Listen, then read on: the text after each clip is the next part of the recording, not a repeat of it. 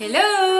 Aujourd'hui je te propose de retourner dans ma cuisine pour cette fois-ci découvrir un truc que les Russes adorent mais que les pays russophones en général adorent et mangent beaucoup. Ça s'appelle les cozinari.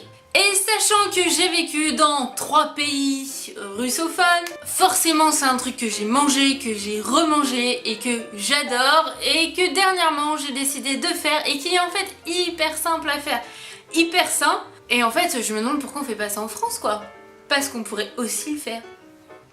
Donc je te propose de le faire aussi et on se retrouve tout de suite dans ma cuisine pour préparer des cozinari. Pour faire des cozinaki ou cozinari, la prononciation dépendra du pays où vous mangerez ces petites merveilles. Il vous faudra 200 g de graines de tournesol, 200 g de sucre, le jus d'un demi-citron et d'1 à 2 cuillères à soupe d'eau. Et c'est tout! Prenez une grande poêle et versez les 200 g de graines de tournesol dedans. Répartissez-les bien au fond de la poêle pour qu'il n'y en ait pas une qui crame. Mettez votre gaz ou votre plaque à feu doux et laissez griller.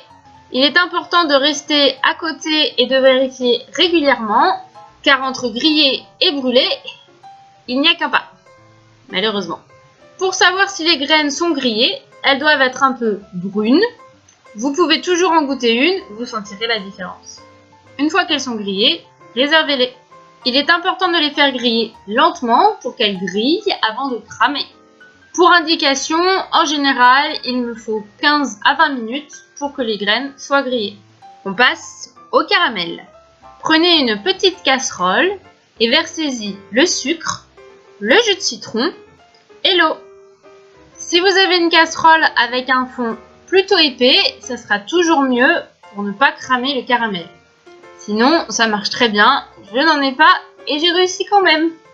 Faites chauffer votre mélange à feu doux jusqu'à ce que vous ayez une couleur un peu or, marron clair. Et pensez bien à mélanger de temps en temps pour pas que ça colle au fond et que ça crame au fond et donc vous auriez perdu votre caramel. Versez le caramel sur les graines et bien mélanger. Versez peut-être que la moitié du caramel d'abord car peut-être que vous aurez un peu trop de caramel. Et si vous en mettez trop, vous prenez le risque que vos barres de graines de tournesol soient trop collantes et moins agréables à manger. Coupez 2 rectangles de même dimension de papier sulfurisé et versez le mélange sur l'un de ces 2 papiers. Puis placez le deuxième morceau de papier sulfurisé dessus et avec un rouleau à pâtisserie, un bocal ou quelque chose de cylindrique, aplanissez. Pour avoir quelque chose avec une épaisseur égale à peu près partout, ne vous inquiétez pas si cela ne fait pas un beau rectangle, on ajustera les coins ensuite. Ne faites pas quelque chose de trop fin non plus, car cela ne se tiendra pas très bien par la suite. Quelque chose de 5 mm d'épaisseur me paraît bien. Enlevez le papier sulfurisé du dessus. Et là, 2 possibilités s'offrent à vous.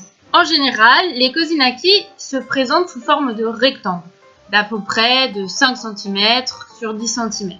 Mais en soi, vous pouvez faire la forme que vous voulez. Donc pour les couper, vous avez 2 possibilités. Soit les couper tant que tout est encore chaud et ensuite les laisser refroidir. Ou alors laisser refroidir puis mettre au frigo avec la feuille de papier sulfurisé sur le dessus. Et une fois que c'est bien froid, les couper en rectangle. Ce n'est pas la solution habituelle, mais ayant essayé plusieurs fois, je trouve que ça facilite quand même vachement la chose. Après, c'est à vous de voir. Pour vous montrer la façon traditionnelle, j'ai donc coupé mes rectangles pendant que c'était encore chaud. Pour présenter mes cozinaki sur une assiette, j'ai décidé de mettre un bout de papier sulfurisé pour que ça ne soit pas embêtant pour moi par la suite pour nettoyer l'assiette. Ce n'est vraiment pas obligatoire, c'était juste pour expliquer pourquoi je mettais un bout de papier sulfurisé. Et voilà, il ne reste plus qu'à les laisser refroidir. Vous pouvez facilement les garder 15 jours dans une boîte hermétique. Si vous trouvez ça trop collant car vous avez peut-être mis trop de caramel, surtout n'hésitez pas à en faire des petites boules, ça sera toujours aussi bon et on aura l'impression que vous l'avez fait exprès. Autre astuce encore une fois, si vous avez mis trop de caramel, surtout au lieu de les conserver dans une boîte à température ambiante, n'hésitez pas à les mettre au frigo, ça sera beaucoup plus facile à décoller et à manger. Quoi qu'il en soit, je vous promets, ces barres sont vraiment hyper bonnes et hyper simples à faire, comme vous avez pu le voir. Alors, n'hésitez pas, allez-y, lancez-vous. Je suis sûre que ça va faire plaisir autant aux petits qu'aux grands pour une petite collation.